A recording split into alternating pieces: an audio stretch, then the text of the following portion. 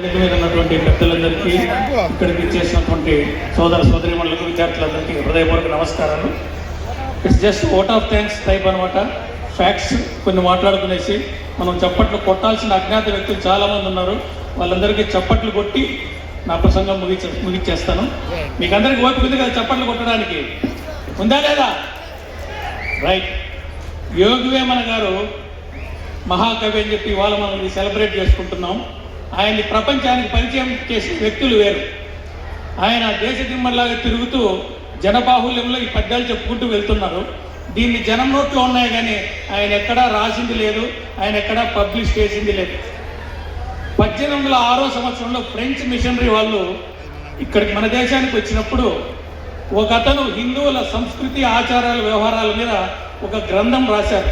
అది ఫ్రెంచ్ భాషలో, ఇంగ్లీష్లో కూడా కాదు. ఆ ఫ్రెంచ్ భాషలో రాసిన గ్రంథంలో వేమన గారి ఒక పద్యం యొక్క భావాన్ని అందులో వ్యక్తపరిచినారు. అది ఏంటంటే, మన సంకల్పమే మన పుణ్యము, మన సంకల్పమే మన పాపం. ఎట్లయితే నీళ్లు చేరి బురద అవుతుంది, ఆ బురదను కలుపుకోవడానికి మళ్ళీ నీళ్ళే వాడతాం అనే భావాన్ని అందులో వ్యక్తపరిచినారు.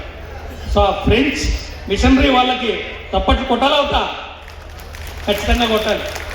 తర్వాత 1816 సంవత్సరంలో సిపి బ్రౌన్ గారు భారతదేశానికి వచ్చినప్పుడు ఆయన దాదాపు 100లకు పైగా పద్యాలు జనాల నుంచి సేకరించి పబ్లిష్ చేసినారు. ఆయన అంటూ లేకపోతే వేమన పద్యాలు 300 సంవత్సరాల పాటు మన వరకు వచ్చేటివి కాదు. ఆయనకు మనము నిలబడి చప్పట్లు కొట్టాలి. సిపి బ్రౌన్ గారికి దయచేసి అందరూ నిల్చుని ఆయనకు చప్పట్లు కొట్టాల్సిందిగా కోరుతున్నారు. ఆయన సేకరించి తెలుగులో పబ్లిష్ చేయడమే కాదు, వాటిని ఇంగ్లీష్లోకి ట్రాన్స్లేట్ చేశారు, యూరోపియన్ భాషల్లోకి ట్రాన్స్లేట్ చేశారు, చాలా లాటిన్ భాషల్లోకి, ద్రవిడ భాషల్లోకి, మిగతా వరకు ట్రాన్స్లేట్ చేశారు.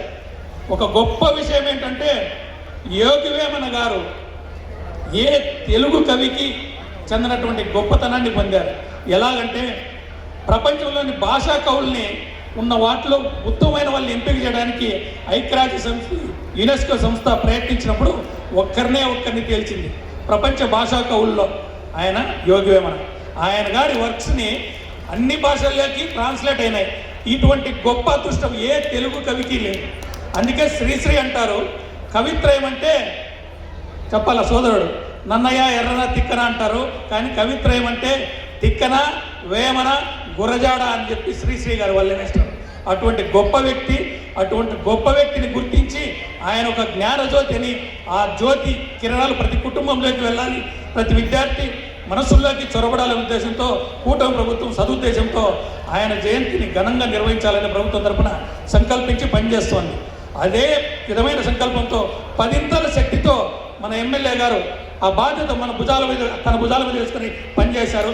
ఆయనకు గట్టిగా చప్పట్లు కొట్టాలి. ఆయనకు కూడా మనం నిలబడి చప్పట్లు కొట్టాలి. అందరి కత్తురు ఒక్క పోలిక నుండు చూడ ఆలోచనలు వేరయ్యా, ఎమ్మెల్యేల్లో మన ఎమ్మెల్యే వేరయ్యా, విశ్వరాభిరామ వినురవేమ. జై Chandrababu. Thank you very much.